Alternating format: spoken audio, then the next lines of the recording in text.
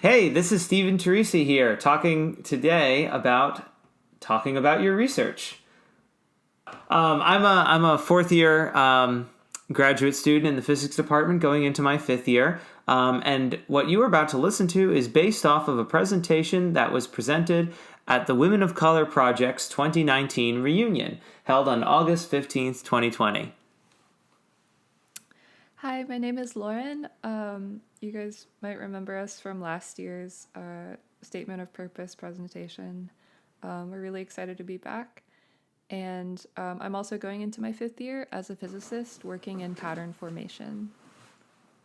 Right, and I work in computational material science.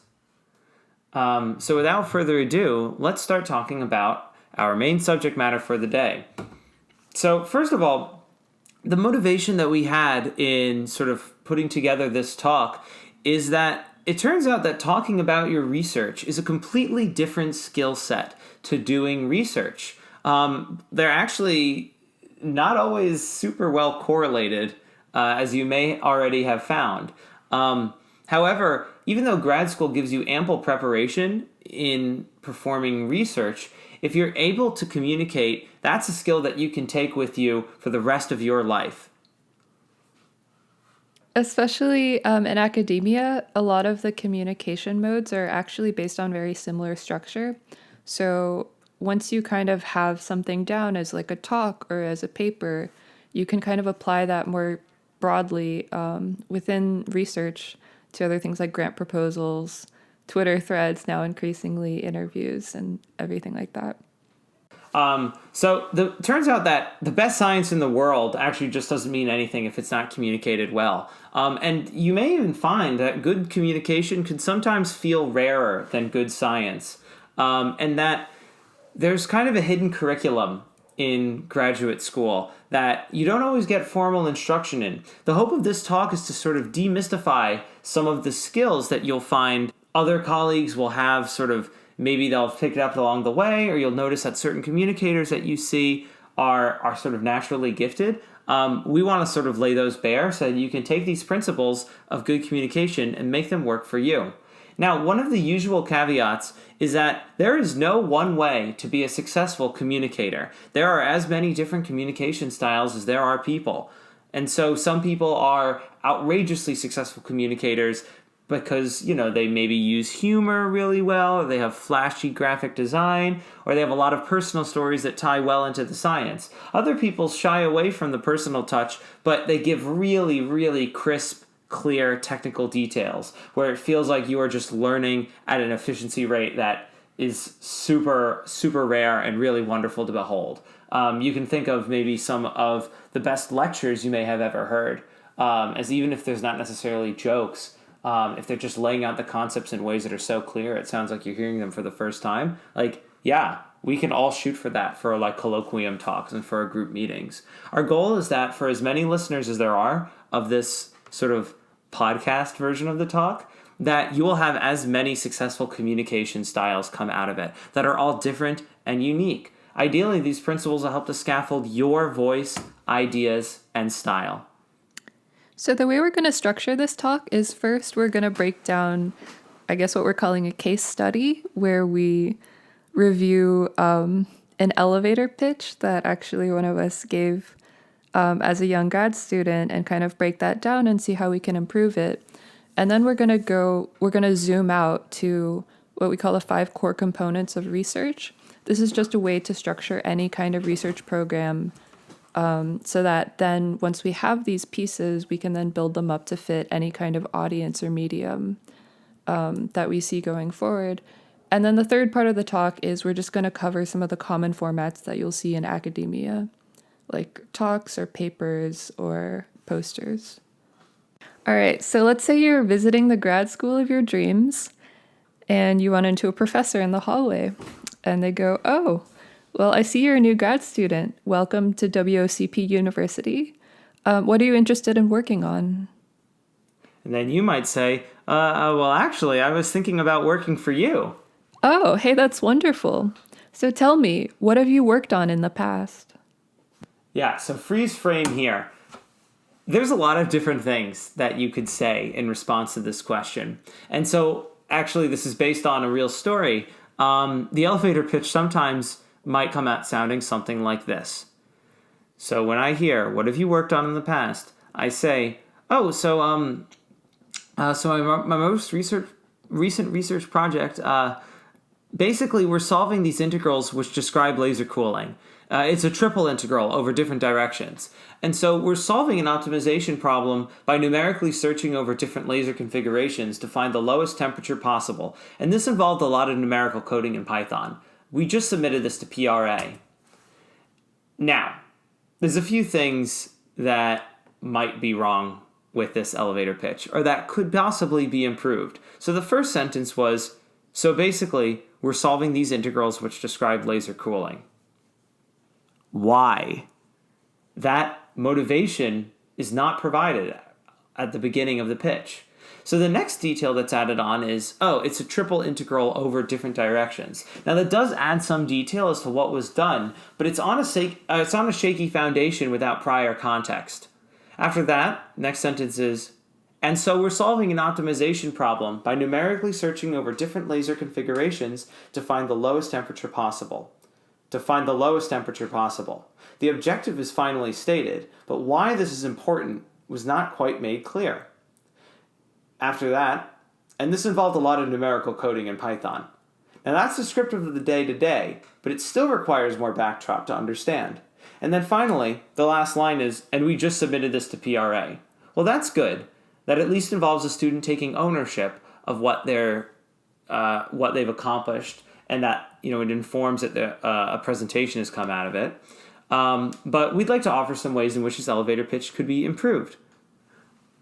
So, do you want to say the good one? I think you should, because I... Okay. So, actually, I was working with Professor Williams at so-and-so on such and such. In order to obtain lower ion trap temperatures to get better measurements, we needed to know how laser atom interactions affected temperature. To save time in lab, we set up a series of model integral equations and solved them numerically. This let us predict, given a set of laser parameters, the optimal setup and the lowest possible temperature. We just submitted this to PRA. So, what's different now? We'll go through this line by line. So now we know you're working with Professor Williams at so-and-so on such and such. Okay, now we know where we're talking about. The PI actually might be familiar with that other investigator, and so that helps a lot for sort of situating your work. In order to obtain lower ion trap temperatures to get better measurements, okay, now we know why it's being done. Assume that the professor knows what an ion trap is.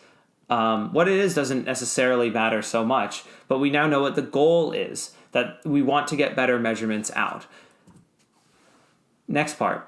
We need to know how laser atom interactions affect temperature. Okay, that's the question. That's what we're trying to investigate. We want to build a better understanding of laser atom interactions. To save time in lab, okay, now this is why we're about to do what we say next. We set up a series of model integral equations and solved them numerically. That was the actual work that was done. This lets us predict, given a set of laser parameters, the optimal setup and the lowest possible temperature. There's the punchline. That's what we just got out of the work. And we just submitted this to PRA. If you go from the previous pitch, which was kind of an avalanche of nervous details, still descriptive of the day-to-day, and if you had some familiarity with the experiment, you might be able to understand what was being said, versus a clear, crisp, end-to-end arc shared with each piece given its equal time and weight, you can take your description of your research, and again, you've already done the hard part, from good to great. So now we're going to break down, we're going to give you kind of 5 main components of any kind of research project that you've worked on. And hopefully, as we go forward, you can kind of use these as a template and see how your own research kind of fits into these categories, so that we can build them back up to fit any kind of situation you might be presented with. So before we actually talk about talking about your research, let's talk about your research. So we want to be able to answer the questions, well, okay, what question does your research answer? What are you trying to do? What tools and methods do you use to answer this question? Why are you doing it in the first place? And really, why is your research important or interesting? And so we have these 5 little icons on the left that we'll use to represent these pieces. So the first piece can be described as impact. And so what we say when we mean impact is we want to know what motivates the entire research area. What is your field working towards? Now, this is the kind of pie in the sky stuff that we don't ordinarily touch in day-to-day lab work. This is kind of like, what is the outcome for the world if your research was super successful 5, 10, or 20 years out? You can think of this as answering the question of why should Congress fund your research? Believe it or not, this is a lot of what our professors think about day to day, is how to convince other people that this work is worthwhile. It's not just like, oh, triple integrals in Python are worthwhile. It's that a better understanding of like a certain kind of experiment might lead to really valuable and useful insights. Similarly, if you're, say, like a cancer biologist, even if your day to day is pipetting, your impact is curing cancer. So some examples of what this could look like is, what are you doing? Oh, well, our lab is trying to develop cheap unrollable solar panels that can be mass installed. Oh, what we're working on is we're trying to figure out new ways for antiviral drugs to work, in particular with application to COVID-19. Or it could be, we're trying to find new quantum computing hardware to run quantum algorithms that could be very useful for materials discovery. So here's our previous example, except I've added an extra sentence in the front half. It reads, we're performing quantum simulations on beryllium ions in an ion trap, and here's the impact, that might allow us to better understand high-temperature superconductors. So now we know that this is an exciting end goal for the research that the impact is sort of building towards. And also, one last note on the impact. We're going to see as we move forward that impact can be much more narrow than what, like curing cancer or something like that, depending on who you're talking to. So if you're working in a cancer research center, the impact of your work when you're discussing it with your colleagues is probably going to be on a much lower technical level, about improving your instrumentation or data throughput or something like that. But we'll touch more on that later. So the second main component of research is the question. And it's pretty straightforward. It's basically just identifying how do we get from here to there? What are we trying to measure? What are we trying to learn? What's the underlying cause of something that we see? What is the hypothesis that we want to test? And sometimes it could just be, is it possible to create this kind of device or mechanism? And usually this will kind of have a shorter term outlook. So, it's probably going to revolve around something that'll happen in the next 6 months to 5 years. So some examples of this is, can we use optical tools to destroy cancerous tumors, for instance? What drives the variation in beak patterns of finches across the Galapagos Islands? Can we make forms of silicon arsenide that are single atom thick? And can we use computation to find the optimal startup procedure for a reactor? These should be pretty straightforward. And so in our example paragraph, basically, we just want to know how laser atom interactions affect the temperature of an ion trap. And so usually you can sum it up in about a sentence or two. But standing in your way of answering the question is the problem. And so we've used the icon for the problem part of your research program as a brick wall. You can think of this as the wall that you're banging your head on most of the time when you're in lab. The problem can kind of concisely be summarized as, this is the reason why we can't just go and answer the question right now. And so what this can mean in practice is, is there something about the current methodology that isn't good enough to answer the question? Is it that you don't have a good enough apparatus and you need to build it from scratch within your lab? Or is it that there's a certain sort of logjam in the conventional way of thinking about a given problem that your group might try to address. So it could be that your apparatus is limited. Oh, our current microscopic tools have too limited resolution. It could be that you identify a set of experiments that could help discover some useful compound, material, or property, but carrying out the full set of those experiments would take years and cost hundreds of millions of dollars. Another could be that you have some algorithm that you know will get you to a certain answer, but those algorithms won't run fast enough on existing hardware. Like, it would take years and years. So you need some new way of looking at the problem.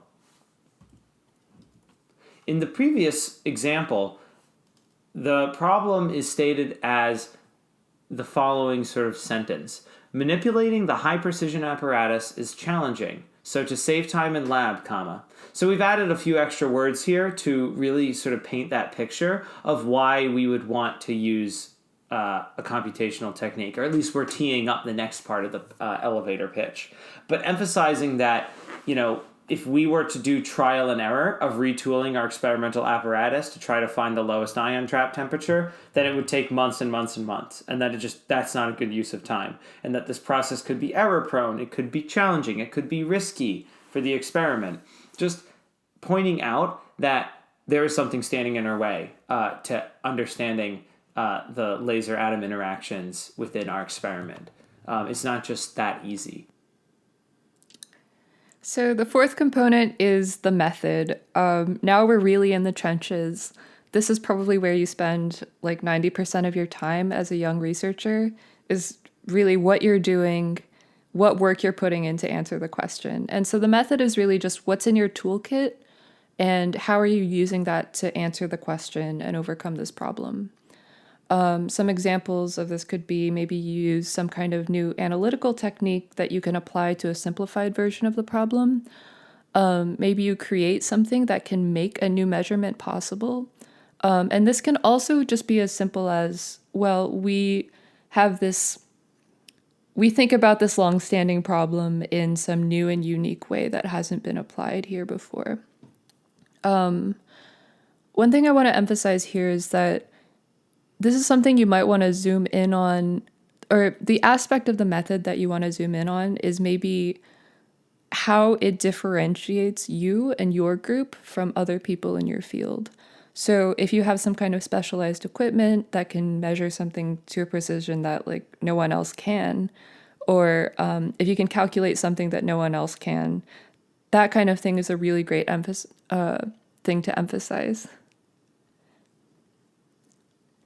So in our example paragraph, the method is we set up a series of model integral equations and we solve these numerically.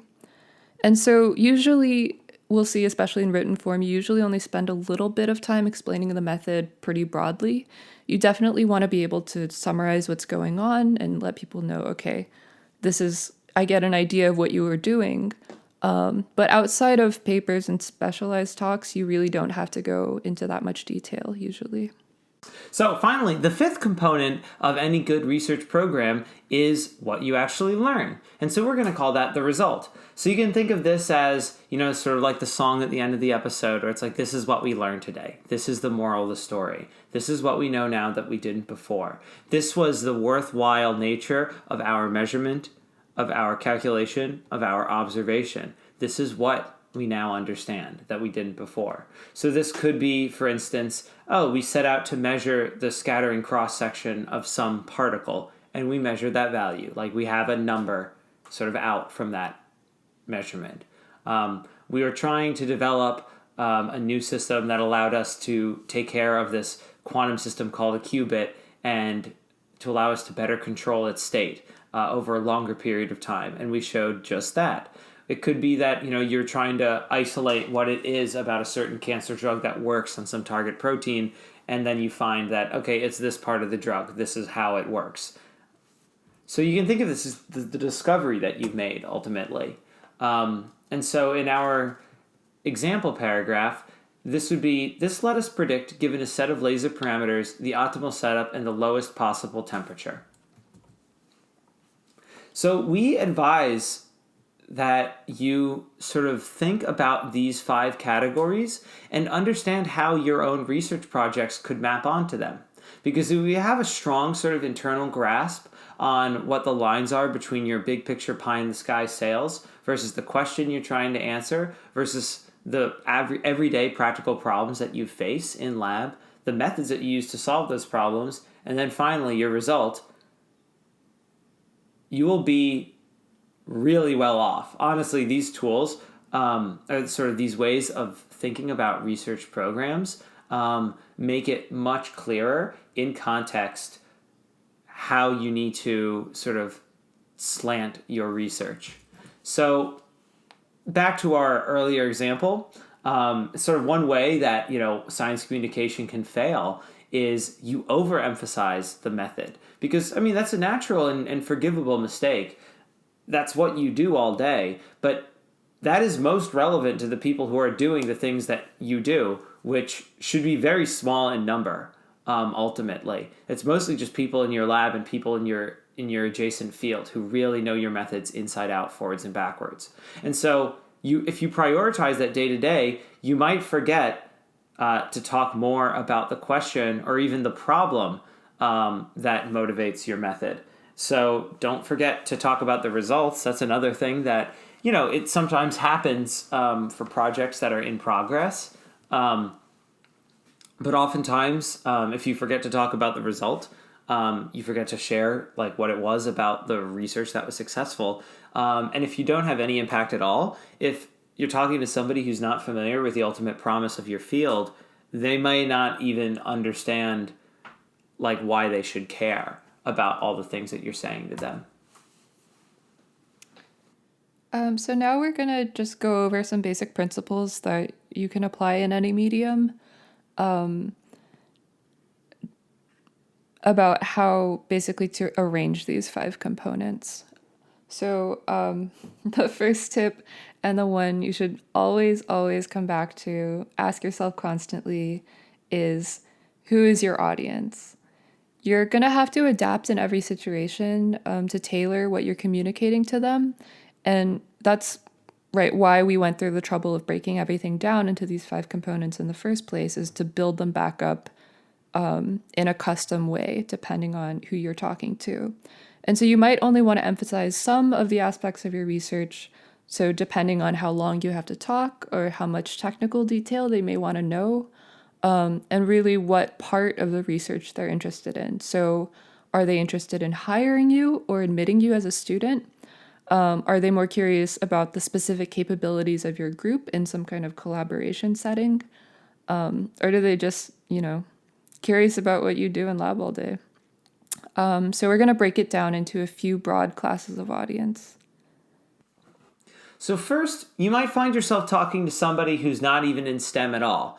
And so again, as Lauren said, know your audience. But this can vary pretty wildly from, somebody that you've just met at some social event to your uncle at Thanksgiving, or it could be a sitting congressperson. And you want to be ready to explain to them what you even do and why they should care. And so really the shortcut to that with somebody who is still ambiguously kind of interested in science, or they don't even, if maybe science is something that they haven't really seen since high school, and they don't really understand what like scientists do all day, is to emphasize the impact and give them a really upfront, exciting reason to care.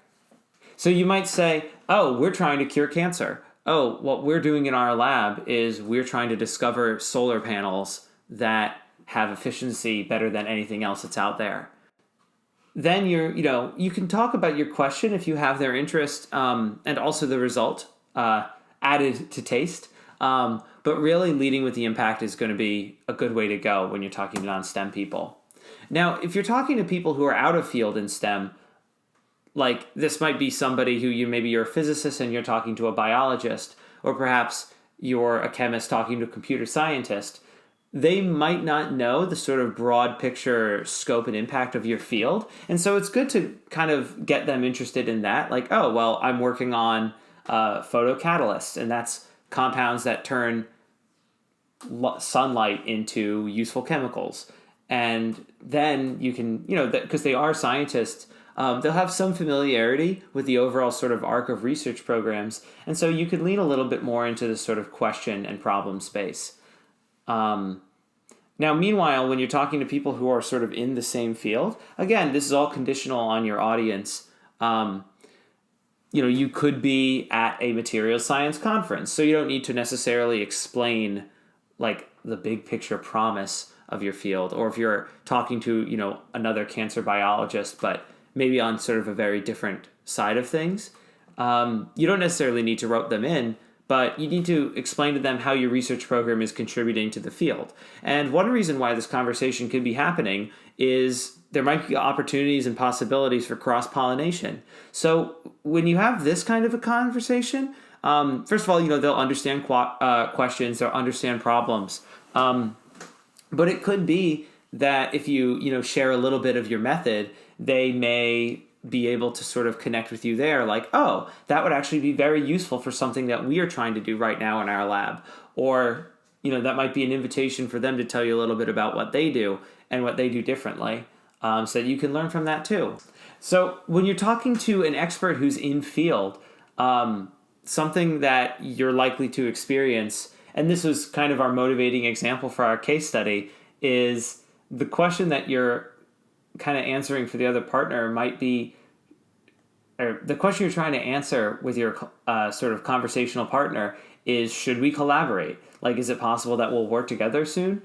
Are you trying to sort of sell yourself so that a professor you're talking to might hire you? So again, you won't need to explain to a cancer expert why curing cancer is worthwhile. They're probably familiar with the general flavor of problems and questions in your field. Really emphasize the results and talk about your method as a way of explaining what you could bring to their lab. These are maybe the two things that you really want to emphasize with somebody who has basically seen a lot of different questions and problems and probably has a pretty good mental sort of model for internalizing new results and learning oh, okay, this reminds me of things that I've heard before. And so what they're going to really be interested in is outcomes of research. And so with these people, definitely lean into what you've done and how you did it. So in breaking down all of these kind of different kinds of audiences, one thing we're going to have to do is regulate the amount of jargon that we use. And so there's 100% a time and a place for jargon. But unless you're speaking to somebody in your exact subfield, you'll probably have to simplify a lot more than you think. But it's okay to ask whether people are comfortable with a term or concept that you use. Are you familiar with this term? Does this ring a bell to you? And I think when in doubt, you should always simplify. So even to people in senior positions, older professors, it's kind of hard to go wrong with simplifying. And one thing to keep in mind is, so when you're talking to somebody who's outside of your field, think about your shared level of education. So for instance, I'm a physicist, and so if I'm talking to a biologist, we both probably know high school level bio and physics, maybe some college level classes freshman year or sophomore year. And so that kind of sets a scale for us for how technical we should get, at least in the terms that we use. And also remember that even if somebody is in your field or in a related subfield, they can still know very little about the specifics of what you do. So, even two people in physics, somebody who works in particle theory, somebody who works in condensed matter experiment, they both took undergrad physics classes, but that's basically all they have for overlap. So, even when the person you're talking to is really smart and has a lot of years under their belt in whatever they do, you might still not have that much shared ground. So when you're talking to somebody face to face, you have a massive advantage, which is that you can check in with your audience. You can solicit for feedback. In general, it's okay to ask if somebody that you're talking to is tracking, or to check in with them to see if they're familiar with the subject. After all, you can't control their background, you can't control their mood, you can't control their level of interest necessarily in the subject. All that you can control is sort of what you say to them and how you say it. And so sample for that. Like, this can go in either direction. You could start talking about something that you do and say like, oh, are you familiar with like X thing? And they might say, no, not at all. At which point you might have to sort of reel things back in and sort of focus more on the big picture, high level story. Or it could go the opposite way. You could say like, oh, are you familiar with so-and-so method? And they might say, oh yeah, actually I used to work for professor such and such, and I actually used to work on that kind of thing, which is your opening to go deeper. So you might want to take things to the next level in your explanation. But part of the way in which you can respond to this feedback is, loop things back to something that people know. Try to explain things by analogy. That really never fails. People like to, people always feel better if they feel like they have sort of a grasp on what's being said to them, or that they feel like they have some common frame of reference. One thing you don't want to do is teach the subject. In most cases where you're talking about your research, the audience is there more to learn about you and what you did, not to be thrown into your shoes and like run around the track of, here's like, I went on this like rabbit hole to write all this code. And we've all also been in that situation where somebody assumes that they're suddenly like the 6th grade teacher trying to explain the tax code to us. And we're just sitting there looking around and trying to find ways to escape. Same with, the kind of person who always just throws a barrage of facts, like one after another, just to like argue some point that you might not even care that much about in the first place. So don't just like fire off talking points to a captive audience and assume that they're going to be on board with what you're saying. Another line that you'll have to walk as a scientific communicator is understanding when to stick to the things that you know cold, and when to go out a little bit on a limb and to start to speculate. Remember that the best science occurs on this like blurry margin between what is and is not known. And open communication and sharing is in one of the best traditions of science. And one of the best case outcomes of that tradition is you share something that you're not certain about, and then you end up getting really good new ideas and insights back. There is a catch to this, which is that, we're all scientists here, and precision about what we do and don't know is really the basis of research. And so you always want to be clear with whoever you're talking to that, okay, well, this is what I know for sure, and I want to distinguish that from something that I'm just thinking aloud about. And so you won't always be on the same page at first, but know that distinction in your own work so that you can always clarify if you need to. This is especially important in situations where, for instance, you're doing a job interview or you're giving a talk in front of, let's not hostile, but maybe not the most friendly audience. If you find yourself in a situation where you are out on a limb and you realize you're kind of in over your head, but they're expecting concrete answers, I don't know are magic words, because even a well-intentioned friendly audience can get kind of frustrated when they sort of detect that somebody is kind of making things up as they go along, and a less than friendly audience will smell blood. So just a good thing to keep in mind. This is something that would matter more for, let's say, a qualifying exam or some kind of oral examination. Less likely to happen necessarily during like a conference talk, but good to be aware of.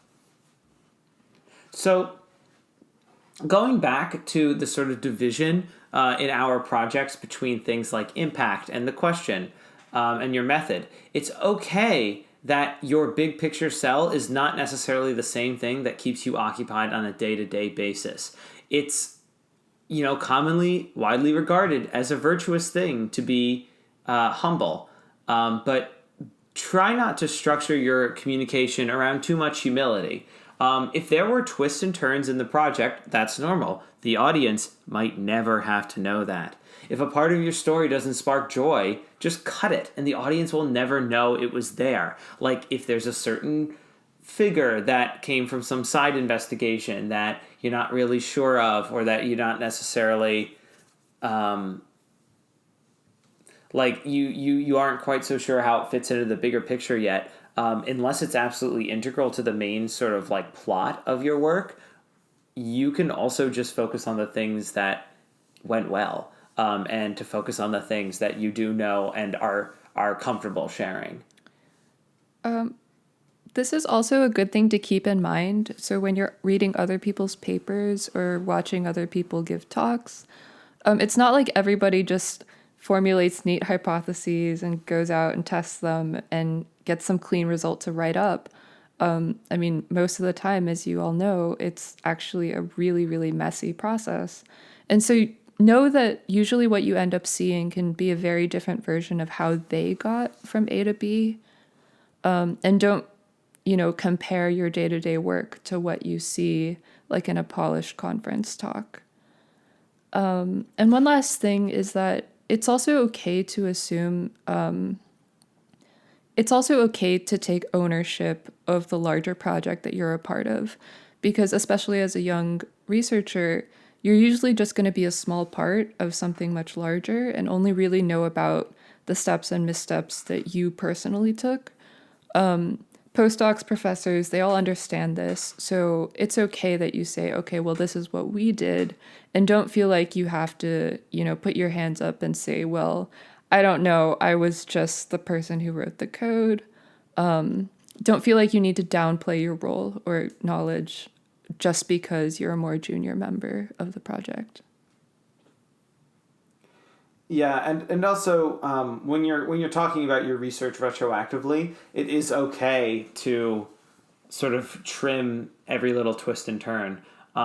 Your presentation, unless it like is funny or interesting or memorable, or you think that there's a good reason to say it, really doesn't have to sound like, oh, well, when I showed up, I didn't know what I was going to work on for a few weeks at the beginning of my REU, but then in the end, we did figure out that I would like. If your talk kind of is structured like a how I spent my summer vacation essay, that's probably not a good sign. So our final tip is basically the road ahead. All science communication is practice, practice, practice.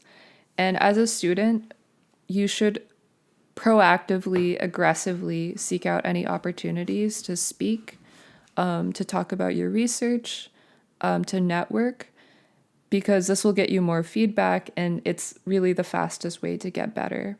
And so do not be shy about seeking out older grad students or postdocs or other professors, especially because people in your group will benefit from you succeeding and for you communicating all of your research well. And so people will usually be more than happy to help you work on your communication. And really, iteration is kind of the only way.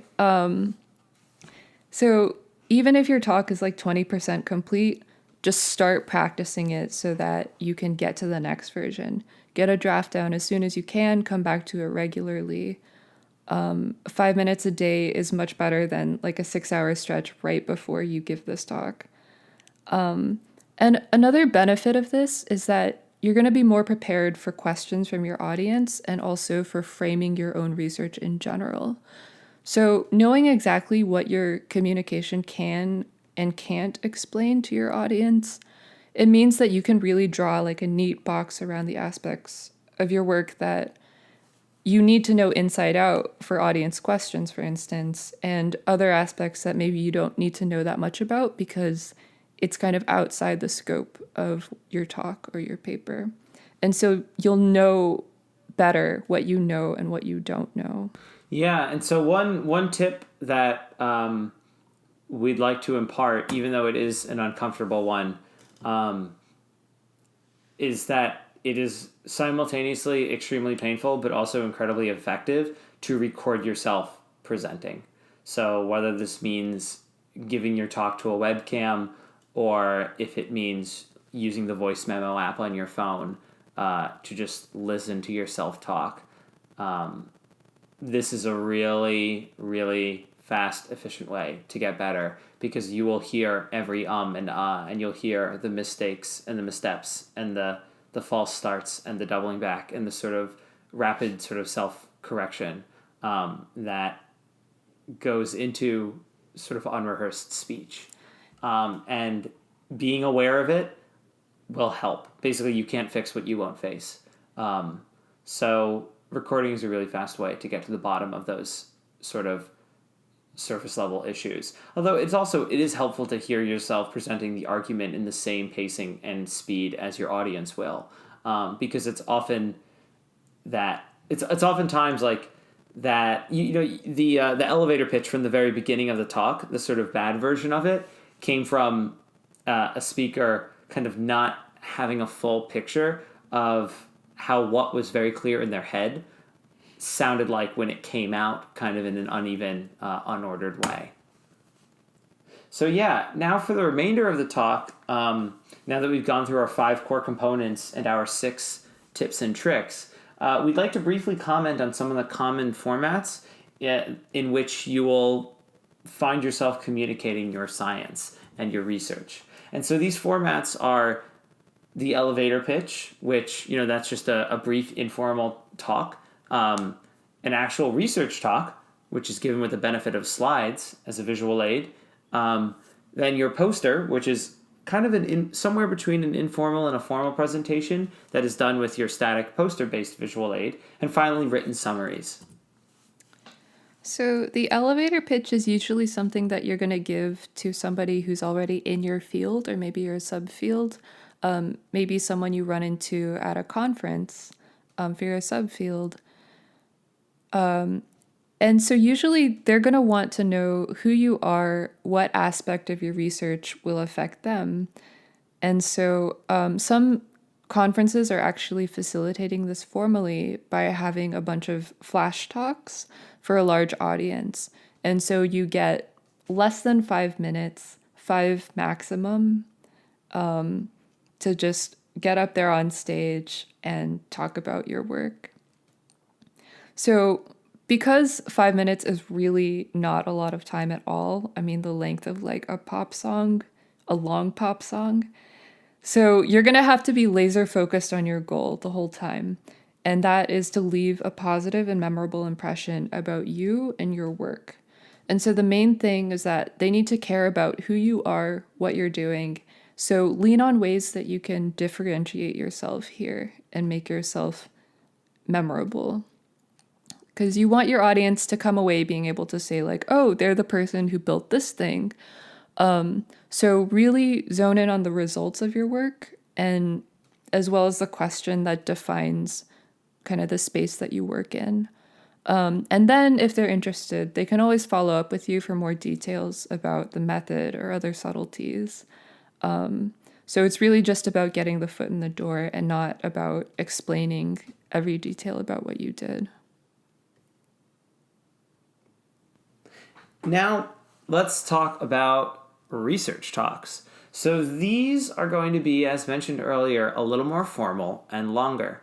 So you can think of this as running on the short end of 10 minutes long only, which is really no time at all, to an hour or more in duration. And so you have slides as your sort of backup for your oral presentation. And so your goal when you're doing a research talk is to convey the full arc of your work in a way that is more guided than a scientific paper, with the full gravitas of that human-to-human interaction that comes from having a living, breathing person in front of them. Or at least it will mean that again once there's a COVID-19 vaccine.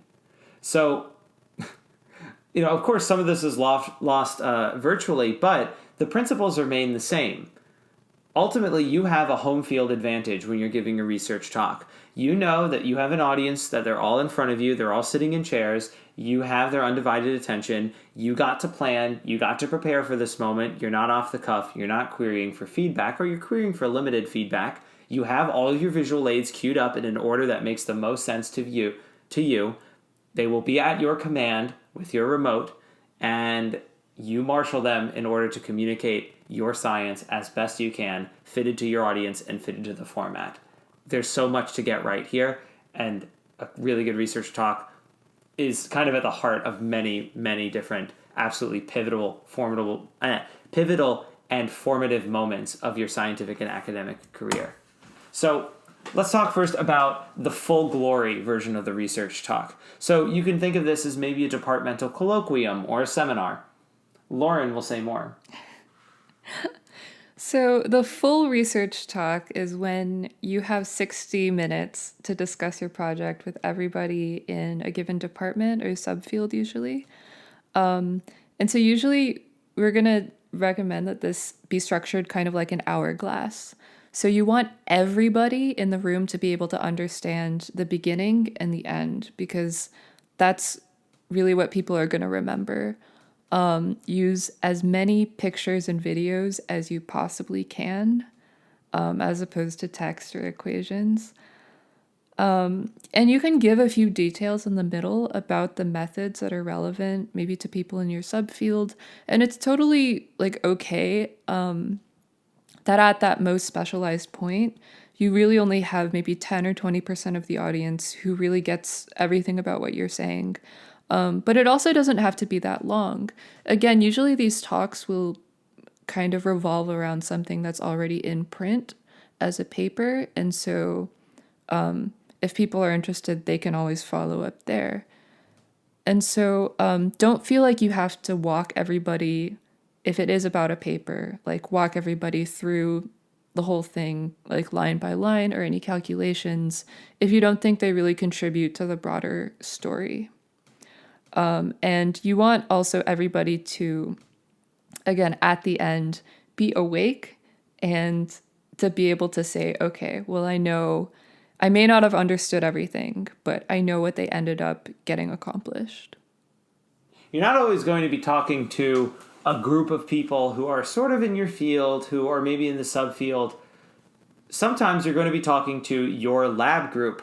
And this may end up being the most common kind of research talk that you end up giving when you're in the middle of your graduate career. And so when you're presenting to people who know your problem as well as you do, you want to sort of maybe go light on the impact, although maybe it might be, again, as Lauren said earlier, a very specifically tailored kind of impact that's more so about your particular research problem and focus. And so because it's people in your lab, they'll understand your problem and your method probably pretty well. And since your job is to teach them about what you're doing so that they can maybe help you with it, or just that they understand it better, and also to show your PI all the hard work you're doing more often than not, really lean into the problem and the method. And again, because you're going to be demonstrating what's going well for you, be sure to also spend a lot of time on the results. And so all of the sort of positive things that are coming out from the application of your method. So remember that among experts, the problem is why you care and the method is the meat. And so focus on those sort of accordingly. Now, if you're giving a conference talk, this is kind of a different beast. So let's say this is like American Physical Society, 10-minute colloquium presentation with 2 for questions. Or, in my field, Materials Research Society, we get 12 with 3 for questions. Okay, here's one thing that kind of takes a lot of people by surprise. Even people, you see this a lot. A lot of people get this wrong in the middle of a conference, but 10 minutes is really, really short. That is way shorter than you think. And so you really do not have time to give everything in your sort of full research arc equal weight, but that's okay. You have time for everything that really matters. So yeah, hook people in with a little impact, but make sure that people understand the question and make sure they really understand what you did insofar as the result that you got out. As Lauren said, making sure that somebody understands your role in the research and has a clearer picture of you as a scientist and what you did is equally important to the sort of knowledge that they're supposed to internalize and take away as the understanding from the result of your research. And so the way to really be memorable is to try to have as clear as possible the question and the result out front and understandable to everybody in the room. And again, when you're presenting at a conference, ordinarily what you've done is already a paper or a preprint. And so you can just send people, if they want to learn more about the method, to that paper. So you can think of this as almost as much sales as it is educational. Just try to make them care and understand what you did. And I would prioritize the methods accordingly. Now, posters are another kind of presentation that are very common when you're a beginning grad student. This might be the first time you go to a big conference is to present a poster instead of a talk. And so a poster is just a short to medium length informal presentation with a static pre-prepared visual aid behind you. And so you can think of this as halfway between an elevator pitch and a research talk. I actually really like posters because I think of them as the kind of scientific communication that actually most resembles a conversation between colleagues. And so it's very important that you use as many images as possible and structure your poster accordingly such that you can bring people in, both to get them to care with your impact and your question. You can educate them about what you've done with your problem and method, and make sure that your results and what you've learned and what you've obtained are unmissable. So there's a lot of ways to do posters wrong. Here is an example of a poster that is just an absolutely titanic wall of text. Now, there are images in the middle. The results are front and center. But if I were looking at this and I'm not sort of in the field, I know nothing about the topic of this poster, this text doesn't really do much for me. Reason is that, okay, either I'll pay attention to the presenter because it's not like I can just stand there and read the text to learn about natural killer cells in vitro model tumors. Like, I'm just going to be getting it from the person themselves. And that has basically reduced this to an elevator pitch in front of a brick wall. Like, it may as well be that informative. Or I decide that I do want to read the text, and when I'm reading that text, I am not going to hear anything that the presenter is saying. Ideally, your poster content will support what you're saying well enough such that if you need to jump into the details of your method or jump into the details of your background, you have figures pre-chosen and ready-made that sort of bring people in very easily and naturally to the subject. Okay, so here's some examples that maybe are more positive role models. So the one on the left, at least the designer of the poster tried to prioritize having the results up front and easy to see, even from a distance. So it's amenable even to somebody walking by, trying to decide if they're interested in that sort of subject matter.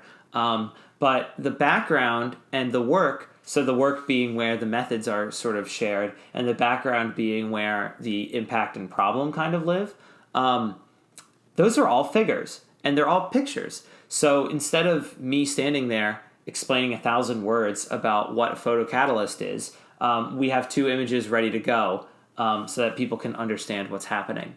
The poster on the right is also a nice example that puts a lot of the methods and results front and center, while also having a very clean, appealing, and eye-catching design. This is a radical example that had made the rounds on scientific Twitter and scientific communication Twitter as an example of what a sort of extreme of focus on the results could look like. And so, even though most of the space on the poster isn't used, it's pretty obvious what the scientific result is and what the main conclusion is. So this would be with results taking up like 1/3 of the slide, or excuse me, like 2/3 of the poster, and the rest being devoted to the other 4 components that we discussed earlier. I don't necessarily endorse this. I don't know if this is always what you want to do, but I think it's like, I kind of like where the idea is at. I think it does make a statement in a way that kind of encourages posters more towards like the one that we saw in the previous slide. So you are also going to write a ton of written summaries or abstracts if you haven't already in your academic career. So we like this guide. It's from the journal Nature. And if you look up how to construct a Nature summary paragraph, you'll also get like a longer article talking about this. It's probably the most famous summary paragraph. because this is actually used so often. So you can see that it has a kind of similar hourglass structure where it starts out from this very broad background, fills in some details, filtering into the main question, and then the problem, a little bit about the method, and then the result, and then zooms back out to kind of contextualize the impact of this result. And so you can really see the 5 core components of research at play here. And we encourage you to use basically this as a template. So here are some exercises that you can try later to better your scientific communication skills. All you'll need is a pen and a piece of paper. Try writing down a sample 1-paragraph pitch for your research project, following all the previous guidelines and principles. Try to expand it to 3 paragraphs. What detail would you add to flesh out the story to better explain your problem, better explain your solution, better explain your results? Try to do the opposite extreme. Condense it down to 1 sentence. What's the absolute minimum that you need to convey to somebody to get them to care about your research? And then I challenge you to do 2 versions of this. Can you create an expert version and a non-expert version? One maybe for somebody out of field and one for a future advisor. So you'll have 6 sort of pitches or speeches queued up in total. A 1-sentence, 1-paragraph, and 1-page summary at a highly technical and a more non-technical level. Remember, it really is true that good speakers are made and not born. If you can write down and remember 6 versions of stuff that you've already done, you will notice a difference. And you don't even have to memorize this at a level that you would memorize like the song Happy Birthday. In fact, I don't even think that that's good communication, because then there's nothing really dynamic about it. Remember, like being able to listen and be attentive to your audience. There's no reason why, if you're sort of queuing through one of these sort of bullet point summaries of your research, that you don't lean in or sort of pull back from certain points when you're actually talking to somebody. As one quote goes, plans are often of little consequence, but planning is essential. So we wanted to end on this note. So we have all seen really, really bad examples of scientific communication, and we've all definitely fallen on our faces trying to do it ourselves. We've all seen really just extremely boring, incomprehensible talks, tried to read these papers for like a week and not been able to get anywhere. We've always asked really dumb questions about other people's research, and, as students, there are times when we really don't remember why we're doing this in the first place. And that's okay. And so it really takes years of practice to become really comfortable with communicating your science. And we just want to remind you that this is totally normal. And we all also know some older professors maybe who have been doing this for decades and still haven't quite got the hang of it.